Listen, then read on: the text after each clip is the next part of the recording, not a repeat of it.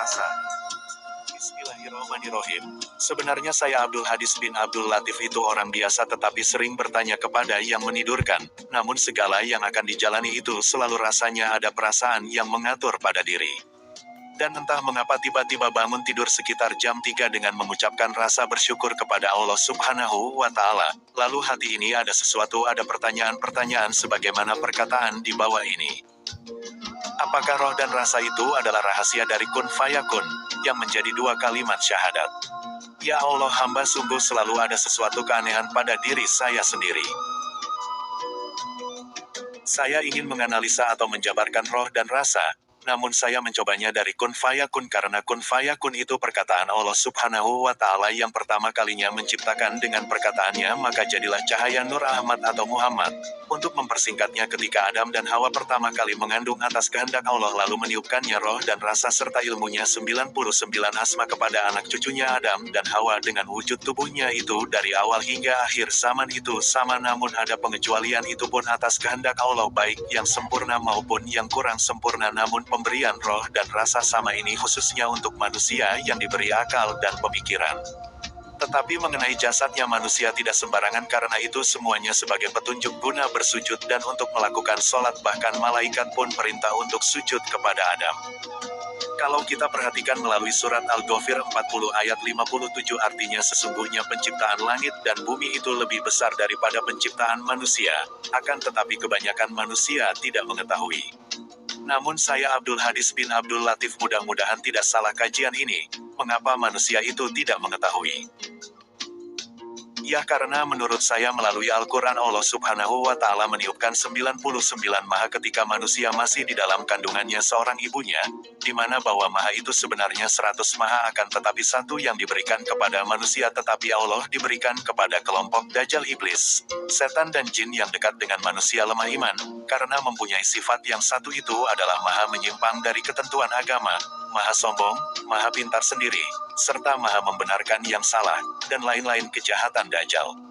Ketika ilmu 99 maha semuanya ditiupkan oleh Allah Subhanahu wa Ta'ala itu tidak merasakan atau tidak terasa bahwa dirinya terbentuk dari alam semesta. Makanya seluruh alam semesta bersyukur kepada Allah Subhanahu wa Ta'ala sebagaimana Al-Fatihah ayat 2 Alhamdulillahirobbilalamin. Ketika alam yang Allah jadikan jasadnya manusia itu dari saripati yang tumbuh di permukaan tanah, jadi manusia itu bukan diciptakan dari tanah. Tetapi Allah Subhanahu wa Ta'ala menciptakan tanaman yang diperuntukkan manusia serta bermanfaat untuk kesehatan. Sungguh Allah yang menumbuhkan butir padi-padian dan biji kurma. Dia mengeluarkan yang hidup dari yang mati dan mengeluarkan yang mati dari yang hidup, itulah kekuasaan Allah, maka kamu masih berpaling. Quran Surat Al-An'am 6 ayat 95. Bahkan untuk kelancaran kehidupannya kepada ciptaannya maka Allah Subhanahu wa Ta'ala menurunkan dari langit, yaitu dengan air hujan itu dia menumbuhkan untuk kamu tanaman-tanaman zaitun, kurma, anggur dan segala macam buah-buahan. Sungguh pada yang demikian itu benar-benar suatu tanda-tanda kebesaran Allah bagi orang yang berpikir. Quran Surat An-Nahl 16 ayat 11. Dan disinilah kita atau manusia itu jelas dan dijelaskan Allah Subhanahu wa Ta'ala melalui surat An-Nuh 71 ayat 17 dan 18. Dan Allah ditumbuhkan kamu dari tanah, tumbuh berangsur-angsur. Ayat 18-nya artinya kemudian dia akan mengembalikan kamu ke dalamnya, tanah, dan mengeluarkan kamu pada hari kiamat pasti. Artinya bahwa manusia itu diciptakan bukan dari tanah tetapi tumbuh-tumbuhan yang tumbuh di permukaan tanah.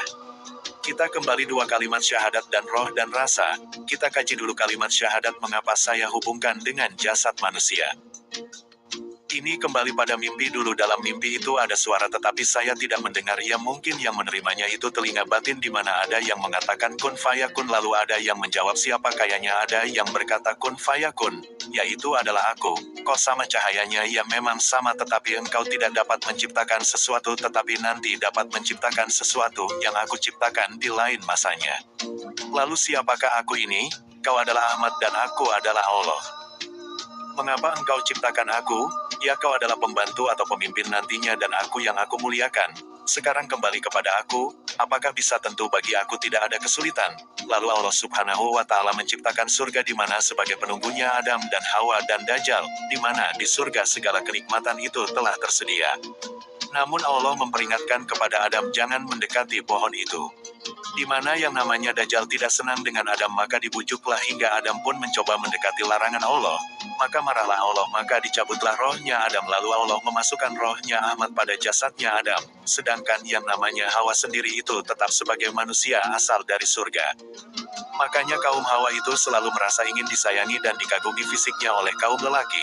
Dan inilah yang menjadi incaran di bumi untuk melakukan kejahatan kaum iblis, setan dan jin jenis manusia lemah iman karena keturunan kaumnya asli dari surga. Makanya sekarang terlihatlah dua kalimat syahadatnya ketika mengucapkan Allahu Akbar mengangkat kedua belah telapak tangan, lalu tangan sebelah kiri dipegang tangan kanan. Sekarang roh dan rasa di mana letaknya? Di mana tempatnya roh dan rasa? Roh itu adalah tempatnya di seluruh anggota yang ada dalam jasad dan di luar jasad sedangkan tempat atau letaknya rasa itu berada pada kulit dan lidah atau anggota jasad dan di luar jasad namun hubungannya erat sekali antara keduanya. Roh apa kata roh? Rasa pun mengikuti dengan perasaan terhadap apa yang kemauan atau kehendak roh. Jadi rasanya terjawab antara kun fayakun roh dan rasa sehingga terciptalah dua kalimat syahadat, sampai terlihat dan dirasakan bahwa agama Islam adalah agama Allah Subhanahu wa Ta'ala. Amin.